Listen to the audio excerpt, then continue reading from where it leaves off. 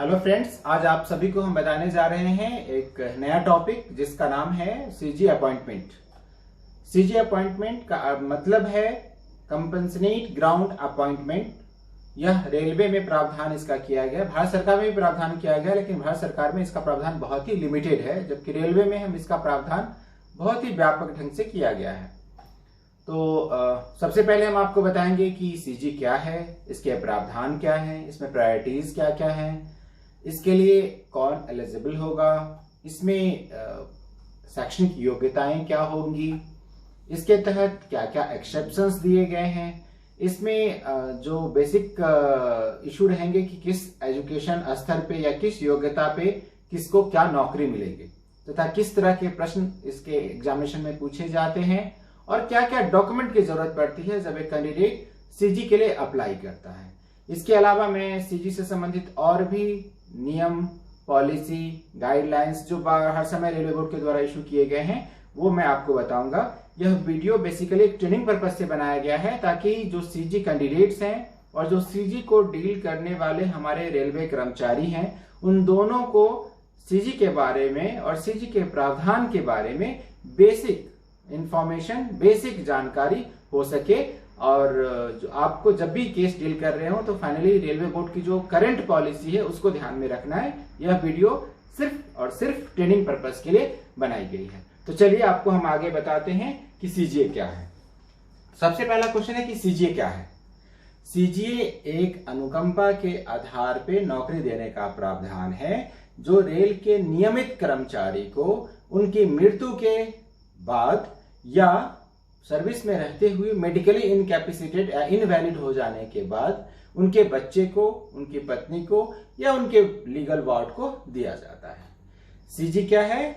मैंने आपको बता दिया, यह एक राइट नहीं है एम्प्लॉय का, यह एक प्रिविलेज है जो रेल के प्रशासन ने, रेल के बोर्ड ने, रेलवे बोर्ड ने, मिनिस्ट्री ऑफ रेलवे ने भारत सरकार के प्रावधानों को लेते हुए इसमें प्रदान किया है। जो कॉम्पिटेंट अथॉरिटी है, चाहे वो डीआरएम हो, जीएम हो या पीसीपीओ हो या एफएनसीओ हो, वो हर प्रत्येक कैंडिडेट के मेरिट के आधार पे इमीडिएट फाइनेंशियल रिलीफ देने के लिए सीजी का प्रावधान उनके वार्ड या उनके फैमिली को देते हैं। सुप्रीम कोर्ट ने भी यह कहा है कि सीजी जो है वो राइट नहीं है, यह एक प्रिविलेज है और रेल कर्मचारी या भारत सरकार में कार्यरत किसी कर्मचारी की मृत्यु के बाद उनको दिया जा सकता है। तो हम इसमें चलते हैं कि सीजी के प्रावधान क्या क्या किए गए हैं। तो सबसे पहले हम बताएंगे कि सीजी क्या है, आपने देख लिया। अब हम आपको बताने जा रहे हैं कि सीजी में कौन लोग इसमें आते हैं, कौन कौन से इसकी लोगों को नौकरी इसमें मिलेगा। तो रेलवे में एक पास रूल है। पास रूल वो है जिसके तहत हम डिफाइन करते हैं कि आश्रित आपके कौन कौन से होंगे, ठीक है। तो रेल कर्मचारी जो नियमित कर्मचारी है, इसमें शब्द बहुत इंपॉर्टेंट है। जो नियमित कर्मचारी हैं वो जब भी भर्ती होता है तो इसमें रेलवे के जो पास रूल है उसके तहत उनने अपने जो डिपेंडेंट है उनको डिक्लेयर करता है। तो कौन है? एक तो पत्नी है उनकी, जो बच्चे होते हैं वो होते हैं। इसके अलावा अगर एडॉप्टेड सन या डॉटर है वो होता है, अगर विडो डॉटर है वो होता है, अगर डाइवोर्स डॉटर है तो वो होता है। ये सारे पास रूल के हिसाब से रेलवे कर्मचारी के आश्रित माने जाते हैं। तो ये सभी लोग रेलवे कर्मचारी के डिपेंडेंट है पास रूल के तहत और इन्हीं को सीजीए दिया जाता है, ठीक है। सीजीए किनको दिया जाता है? नियमित रेल कर्मचारी के वार्ड्स को सीजीए देने का प्रावधान भारत सरकार ने, रेल मंत्रालय ने किया है। अब आपको आगे हम बताएंगे कि इसकी प्रायोरिटीज क्या है। इसका मतलब ये है कि अगर कोई भी डिवीजन में, किसी भी डिवीजन में अगर 5 रेल कर्मचारी हैं, 5 की मृत्यु हुई सपोज किसी महीने में, तो किसकी प्रायोरिटी 1 होगी?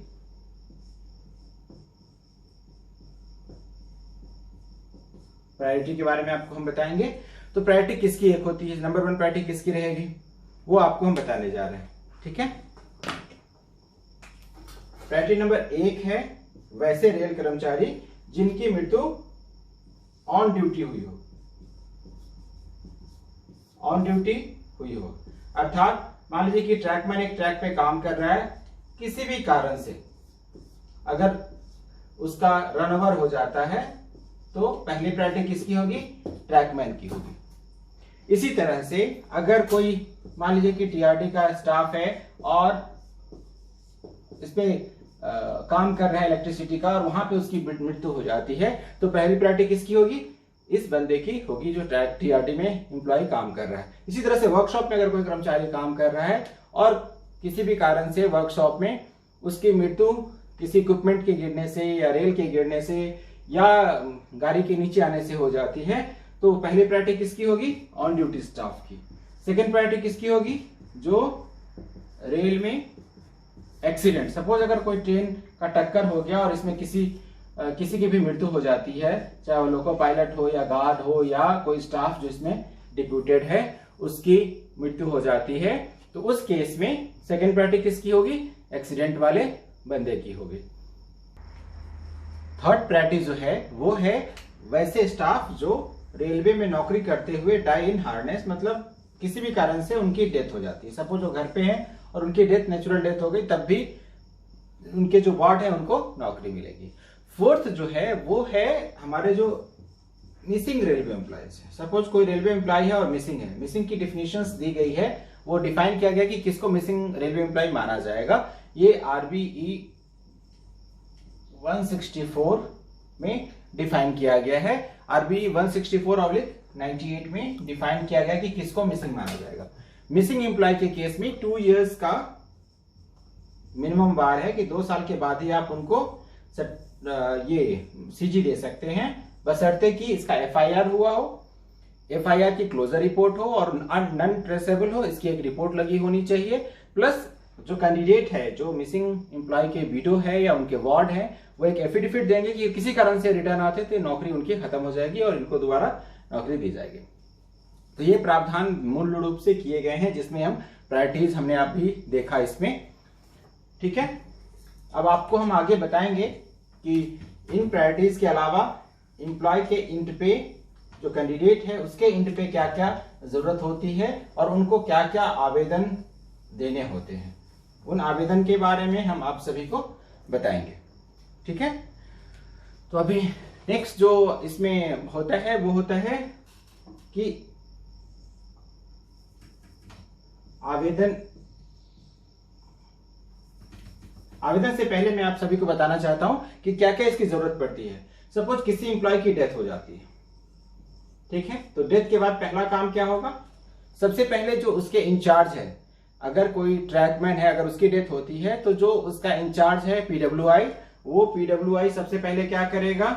एक नोटिस बनाएगा और नोटिस अपने एईएन को देगा, वहां से एक डेथ नोटिस इशू हो जाएगा। क्या इशू होगा? डेथ नोटिस इशू होगा। इमीडिएटली एम्प्लॉय का जब क्रिमिनेशन होगा तो वहां से क्या बनेगा? एक डेथ सर्टिफिकेट बन जाएगा। और इसके बाद फिर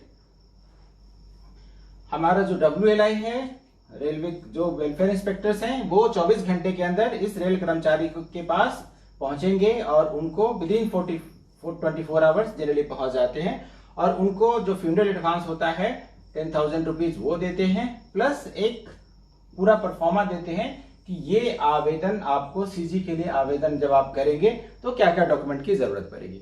उस डॉक्यूमेंट में बेसिक रूप से जो कर्मचारी जिनकी डेथ हुई है उनके जो विडो है, उन विडो को अपने सेल्फ के लिए या अपने बच्चे के लिए, जिसके लिए भी नॉमिनेशन वो देंगे, उनका डिटेल चाहिए होता है। एक तो सबसे पहले सीजी की रिक्वेस्ट देनी होती है। क्या देनी होती है?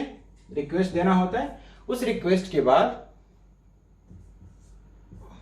पहला काम होता है, अगर आपने रिक्वेस्ट दिया, अगर आपके सन का रिक्वेस्ट दिया है तो सन की जो एजुकेशन क्वालिफिकेशन है वो लगाना होगा, सन का जो कास्ट सर्टिफिकेट है वो लगाना होगा, सन का जो आधार कार्ड है उसको लगाना होगा, सन की जो रेजिडेंशियल प्रूफ है उसको लगाना होगा, सन की जो इनकम प्रूफ है उसको लगाना होगा, सन के लिए जो एफिडेविट होगा वो लगाना होगा कि इसके तहत मैं अपने माता जो अगर पिताजी का डेथ हुआ है तो माता की और फैमिली की देखभाल करूंगा, उसके लिए भी एक एफिडेविट उस आवेदक को लगाना होता है जिसके लिए नौकरी की अपील की जाती है। इसके साथ ही सारे डॉक्यूमेंट्स में बेसिकली देखना यह होता है कि जैसे राशन कार्ड है, पास डिक्लेरेशन है, ठीक है। इसके अलावा रेलवे से संबंधित जो नॉमिनेशन फॉर्म है, इन सारी चीजों की जरूरत खासकर पड़ती है। अगर ये सारे डॉक्यूमेंट्स टाइम से दिए गए हैं तो रेलवे में जो सीजी है वो आसानी से संभव हो पाता है। और इसके लिए जो टाइमलाइन भारत सरकार ने डिफाइन किया है वह कितने दिन का किया है, आप लोग को आइडिया है? नहीं। सीजीए के प्रोसेस को कंप्लीट करने के लिए टाइमलाइन जो दिया गया है वो टाइमलाइन 90 डेज दिया गया। अगर विडो ने एप्लीकेशंस दे दी है, जिस दिन एप्लीकेशन देंगे उसके 90 दिन के अंदर सीजीए अपॉइंटमेंट जनरली हो जाता है। हम लोग 2 महीने के अंदर ही कर देते हैं। सामान्यतः अगर डॉक्यूमेंट सही है तो 2 महीने के अंदर ही इनकी नियुक्ति हो जाती है। बाकी इसके लिए जो शैक्षिक योग्यताएं हैं वो वही हैं, एजुकेशन क्वालिफिकेशंस जो आरआरबी के लिए है। क्या है? आरआरबी/आरआरसी के लिए जो एजुकेशन क्वालिफिकेशन है, सेम एजुकेशन क्वालिफिकेशंस आपको सीजीए में भी चाहिए होता है। उसी तरह से अगर एज की बात करेंगे तो आपको वही एज की जरूरत पड़ेगी जो आरआरबी या आरआरसी में है। लेकिन इसमें अगर किसी का ओवर एज है तब भी डीआरएम के पास यह पावर है कि ओवर एज को रिलैक्स कर सके, तो उसके लिए कोई समस्या नहीं है। एजुकेशन क्वालिफिकेशन में एक एक्सेप्शन है कि अगर विडो है तो विडो के लिए इलिटरेट है तब भी इसकी नियुक्ति सीजी में हो सकती है, या अलग से डिस्पेंशन दिया गया है। बट वार्ड के लिए कम से कम 10th पास होना कंपलसरी है, इसके बगैर बच्चे की नौकरी नहीं हो सकती है। और जो एग्जाम होता है इसमें, वह एग्जाम प्रत्येक महीने को 10 तारीख को होती है। अगर 10 तारीख को संडे है तो 11 तारीख या 12 तारीख को जो भी फर्स्ट वर्किंग डे होगा उसमें एग्जाम होता है। तो कैंडिडेट जैसे ही अप्लाई करते हैं उनको अपनी एग्जामिनेशन की तैयारी शुरू कर देनी चाहिए, अदरवाइज टाइम बहुत ही कम मिलता है। अब इसकी प्रक्रिया हमने बता दी कि इसमें क्या क्या ऐसे प्रावधान हैं और क्या क्या आपको सावधानी बरतनी है। इसके अलावा जो बेसिकली एग्जाम होता है वह हर जगह पे अलग अलग ढंग से होता है, लेकिन एग्जाम ऑब्जेक्टिव होता है। एग्जाम क्या होता है? ऑब्जेक्टिव होता है। 2 घंटे का एग्जाम होता है और इसमें क्वेश्चंस कितने होते हैं? क्वेश्चंस 100 होते हैं। जनरली क्वेश्चन का बाइफरकेशन जो होता है वो होता है कि 25% के आसपास क्वेश्चंस जनरल स्टडी के होते हैं, 20 से 25% के क्वेश्चंस जो होते हैं वो मैथ्स से होते हैं। इसके अलावा जो आपके रीजनिंग्स हैं, जनरल इंटेलिजेंस, उससे कुछ क्वेश्चंस होते हैं। और रेलवे के बारे में कम से कम 5 से 7 क्वेश्चंस रेलवे के बारे में जरूर होते हैं। साथ में एक पैसेज भी होता है, उस पैसेज से रिलेटेड क्वेश्चंस भी हो सकते हैं और हिंदी से रिलेटेड क्वेश्चंस भी हो सकते हैं। तो ये तो हो गई आपके जो एग्जामिनेशन पैटर्न है उनके बारे में। इसके अलावा अगर आपने बीटेक किया है या आपने डिप्लोमा किया है तो आपके लिए अलग से प्रावधान है और टेक्निकल एजुकेशन के आधार पे आपको जेई की नौकरी दी जाती है। तो इसके लिए एक अलग से एग्जाम होता है जिसमें उस सब्जेक्ट का एग्जाम लिया जाता है और आपको फिर उसके आधार पे अगर आप पास करते हैं, अच्छे नंबर्स मेरिट में लाते हैं, तो आपको जेई की नौकरी दी जा सकती है। ठीक है, तो ये तो एजुकेशन क्वालिफिकेशंस और जो पोस्ट मिलते हैं उनके बारे में जानकारी हो गई। अब कैसे होता है? तो आपको जनरली जब भी आपकी जो सीजी जब अप्रूव हो जाती है एडमिसिबिलिटी डीआरएम से, तो आपको एग्जाम के लिए बुलाया जाता है, रिटेन टेस्ट के लिए। रिटेन टेस्ट के बाद आपको सुटेबिलिटी के लिए बुलाई जाती है, जिसमें 3 मेंबर्स कमेटी होते हैं। कितने मेंबर्स होते हैं? 3 मेंबर्स कमेटी होती है। ये कैंडिडेट होता है यहाँ पे, ठीक है। ये कमेटी हर कैंडिडेट का डॉक्यूमेंट वेरिफिकेशन करता है, इनकी मेरिट को देखता है, इनके मार्क्स को देखता है और इसके आधार पे जो डायरेक्ट कोटे की वैकेंसी है, किस कोटे की वैकेंसी है? डायरेक्ट कोटे की वैकेंसी है, उसी कोटे पे आपको एडजस्ट की जाती है, उसी कोटे पे आपको सीजीए दिया जाता है। अर्थात ये कमिटी डिसाइड करती है, 3 मेंबर, ये तीनों कमिटी संयुक्त रूप से डिसाइड करती है कि आपको आपके मेरिट के आधार पे कौन सा जॉब दिया जाए। जॉब पोस्ट ग्रेजुएशन, अगर आपने ग्रेजुएशन किया है और अच्छे मार्क्स लाए हैं तो आपको एएसएम या गुड्स गार्ड जैसी नौकरी मिल सकती है। अगर आपने 10th और 10+2 किया है तो आपको प्रत्येक डिपार्टमेंट में जो टेक्नीशियन का पोस्ट है वो प्रदान किया जाता है। तो आप एग्जाम में अधिक से अधिक नंबर लाने का प्रयास करें ताकि आपको अच्छे से अच्छे पोस्ट मिल सके। ठीक है, तो एग्जाम की तैयारी में खासकर जैसे ही आप सीजी का अप्लाई करते हैं तो बिना किसी चीज को वेट किए हुए एग्जाम की तैयारी शुरू करनी है। और एग्जाम के लिए आपको प्रीवियस ईयर्स का पेपर भी प्रदान करती है रेल प्रशासन। अगर आपको नहीं मिल रहा है तो जो सीजीए डील करने वाले अधिकारी हैं उनसे आप जरूर मिलें। और खासकर जो प्रॉब्लम्स आती है कर्मचारी की तरफ से, जो आवेदक की तरफ से, वो मैं यहाँ हाईलाइट करना चाहता हूं कि आवेदक की तरफ से क्या क्या समस्याएं आती है जिसकी वजह से सीजी में डिले होता है। सीजी के डिले के कारण है, पहला, डॉक्यूमेंट प्रॉपर नहीं होना। सपोज आपके 10th के मार्कशीट में आपका नाम अंकेश कुमार है या अंकित कुमार है, आपके स्पेलिंग में अगर कोई मिस्टेक है, ठीक है, तो आपकी एक समस्या आएगी और ये जब तक ठीक नहीं होगा तब तक आपका काम नहीं होगा। अगर आपके राशन कार्ड में या पिताजी के पास डिक्लेरेशन में आपके नाम में, जैसे घर का नाम आपका टिंकू है, तो आपके नाम में पास डिक्लेरेशन में अगर उन्होंने टिंकू लिख दिया किसी कारण से, तो ये आपकी प्रॉब्लम्स रहेंगी और इसके लिए आपका केस डिले होगा। इसके साथ ही जो एजुकेशन के जो कास्ट सर्टिफिकेट है, ये चूंकि भारत सरकार का है, सेंट्रल गवर्नमेंट है रेलवे, अगर आपको सेंट्रल गवर्नमेंट के लिए कास्ट सर्टिफिकेट का फॉर्मेट अलग होता है तो आपको कास्ट सर्टिफिकेट उस सेंट्रल गवर्नमेंट के फॉर्मेट पे देना होगा, ना कि स्टेट गवर्नमेंट के फॉर्मेट पे, अदरवाइज इसकी वजह से डिले होगा। ठीक है, तो इस तरह। दूसरा कारण है डॉक्यूमेंट वेरिफिकेशंस में देरी होना। जनरली डॉक्यूमेंट वेरिफिकेशंस में कई जगहों पे मार्क्स की सीट की जरूरत पड़ती है।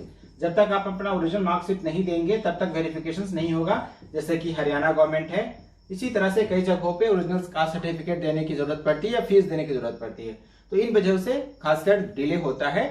लेकिन आप सभी से अनुरोध रहेगा, जो आवेदक हैं वो अगर उनको 90 डेज के अंदर कोई इन्फॉर्मेशन नहीं मिलती है तो जरूर आप कम्युनिकेशन करें, सीनियर डीपीओ को लिखें, डीपीओ को लिखें, डीआरएम को लिखें और अपने केस के स्टेटस को कम्युनिकेट करें, उनसे पता करें कि आपके स्टेटस क्या है। आप सभी ने अभी इन वीडियो में देखा कि कैसे सीजी का प्रावधान क्या है, सीजी के लिए कौन कौन से लोग एलिजिबल हैं, सीजी में प्रायोरिटी किसकी दी जाती है, शैक्षणिक योग्यताएं क्या हैं, उनका एज क्या है, इसमें एक्सेप्शंस क्या हैं, वीडियो के लिए क्या क्या एक्सेप्शंस हैं, आरआरबी से जो कैंडिडेट आए हैं, अगर सपोज आरआरबी से कोई कैंडिडेट आया है और उसका डेथ हो जाता है तो किसको नौकरी मिलेगी, अगर वो ट्रेनीज है। इस केस में सिर्फ और सिर्फ इनके स्पाउस को, यानी इनके अगर हस्बैंड का डेथ हुआ है तो वाइफ को, अगर वाइफ का डेथ हुआ है तो हस्बैंड को नौकरी मिल सकती है, बाकी किसी को नहीं मिलेगी। तो ये भी ध्यान रखना है। ठीक है, और आवेदक को क्या क्या प्रिकॉशंस लेने हैं, क्या क्या डॉक्यूमेंट्स देने हैं ताकि आपका काम समय से हो जाए। मैं इस वीडियो के लिंक में जो डिफरेंट आरबीई है और रेलवे बोर्ड की पॉलिसी है उसका सार दे दूंगा और साथ में मैं जो इंपॉर्टेंट चेकलिस्ट हैं जो आपको आवेदन देने होते हैं वो भी प्रदान कर दूंगा, तो जिससे आपको इसमें काफी आसानी होगी। और आप सभी के अनुरोध पे जो नेक्स्ट वीडियो होगा वो जीडीसी पे होगा कि जीडीसी में कैसे आया जाए, जीडीसी की कैसे तैयारी की जाए और जीडीसी के क्या क्या प्रावधान है। Thank you.